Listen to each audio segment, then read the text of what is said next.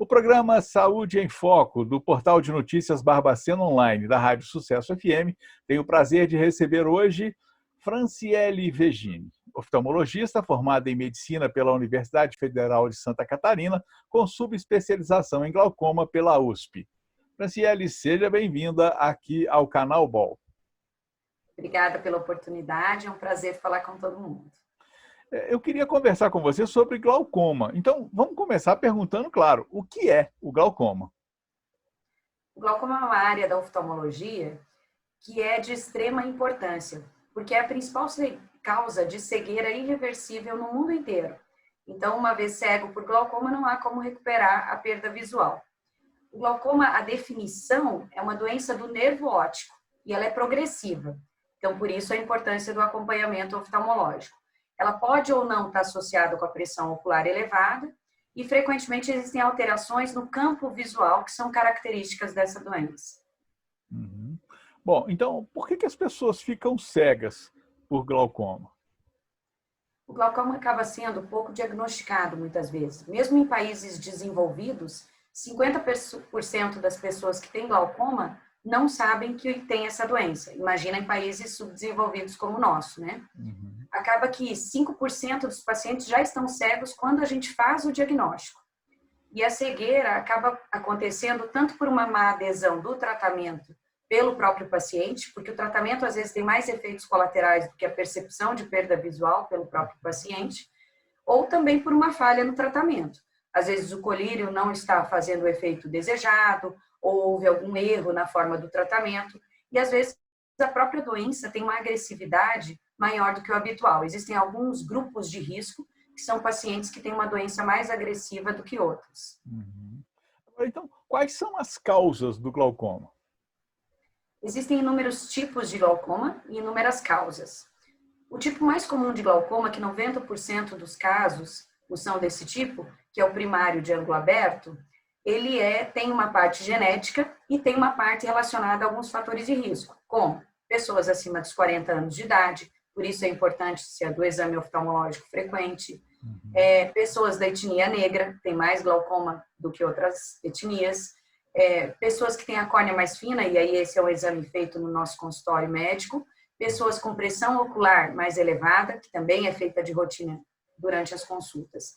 Além disso, existem outras características, por exemplo, o glaucoma agudo, que seria aquela crise aguda de glaucoma com uma cegueira mais, digamos, imediata, ela está mais relacionada até a indivíduos da etnia asiática, por exemplo, ou altos hipermétropes. A miopia também é um fator de risco para glaucoma, e existem até medicamentos que podem causar doença. Por exemplo, cortisona, que é um corticoide, né, usados para tratar doenças reumatológicas ou às vezes doenças pulmonares, podem estar relacionados a glaucoma também. Tem mais algum outro medicamento que cause a glaucoma? Ou... Tem muitos, na verdade.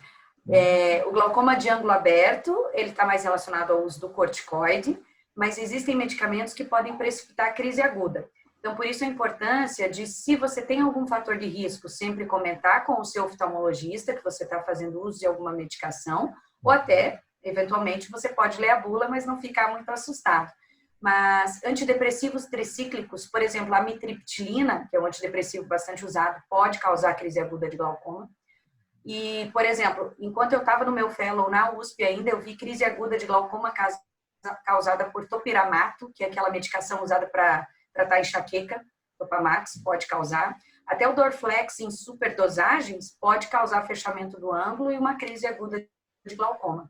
Por isso que a gente sempre fala, às vezes a pessoa acha que usa um medicamento e não tem nada a ver falar para o oftalmo, mas é extremamente importante, durante a consulta oftalmológica, você mencionar para o seu oftalmologista todos os medicamentos que você usa. Bom, agora então eu quero te perguntar se tem cirurgia para glaucoma. Tem sim. A grande maioria dos casos, graças a Deus, o tratamento é clínico, feito com colírio. Existem casos em que é necessário laser para abrir o ângulo do olho também, e existem as cirurgias. A cirurgia mais consagrada, de uso no mundo inteiro, é chamada trabeculectomia. O que a gente faz durante a cirurgia é um caminho artificial para o escoamento do líquido do olho para conseguir baixar a pressão.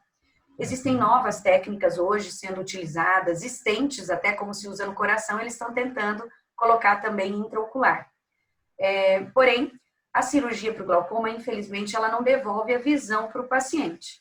Ela é feita para baixar a pressão, quando apesar do tratamento clínico, você não consegue ter um bom resultado e o paciente está progredindo para uma perda visual absoluta, né? Mas já é uma luz Mas no é fim outra coisa. Tem casos que é quando você consegue, aí sim, estabilizar a doença e salvar a visão do paciente, né? Uhum. O que é o fundamental nessa altura, né? Mas, Franciele, qualquer um pode ter glaucoma? Sim, existem as causas genéticas, cada vez mais eles estão estudando genes relacionados ao glaucoma. Na verdade, quando você tem um parente de primeiro grau com a doença, você tem 10 vezes mais chance de ter a doença. Mas qualquer pessoa pode ter. Então, o que é o mais importante no glaucoma? É você ter o diagnóstico precoce, na hora certa.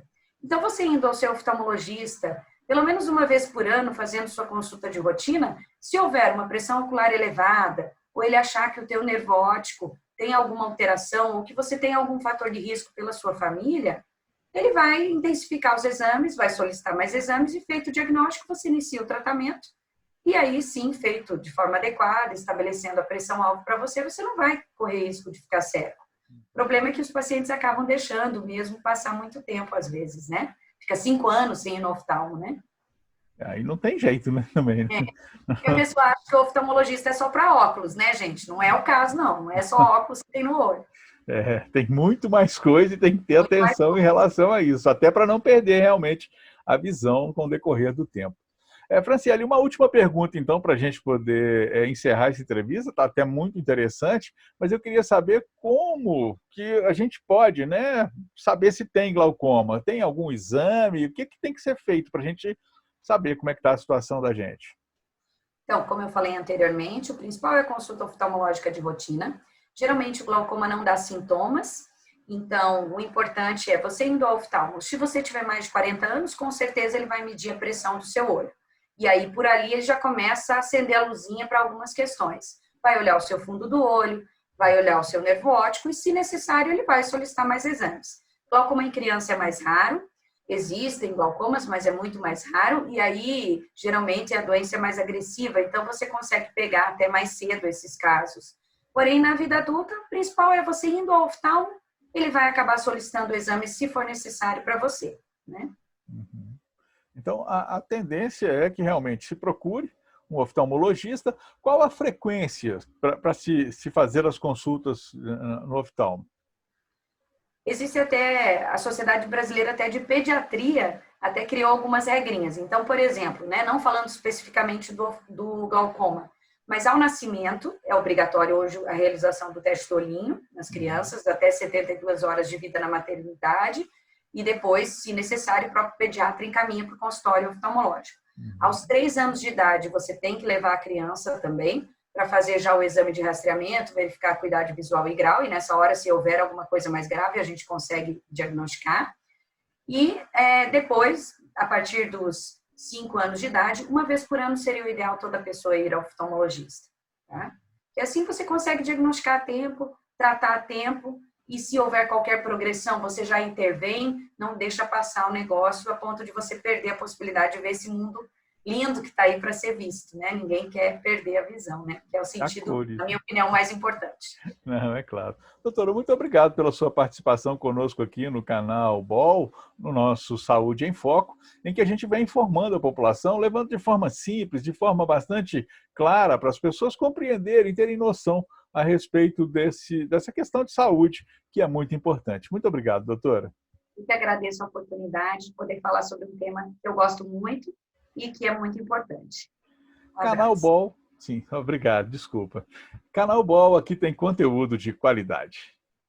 Olá, o Barbacena Online convida você para participar de nosso canal. É muito fácil, curta o vídeo, clique no botão de se inscrever aqui embaixo e no sininho para receber notificações sempre que tivermos um novo vídeo. Aqui tem conteúdo de qualidade.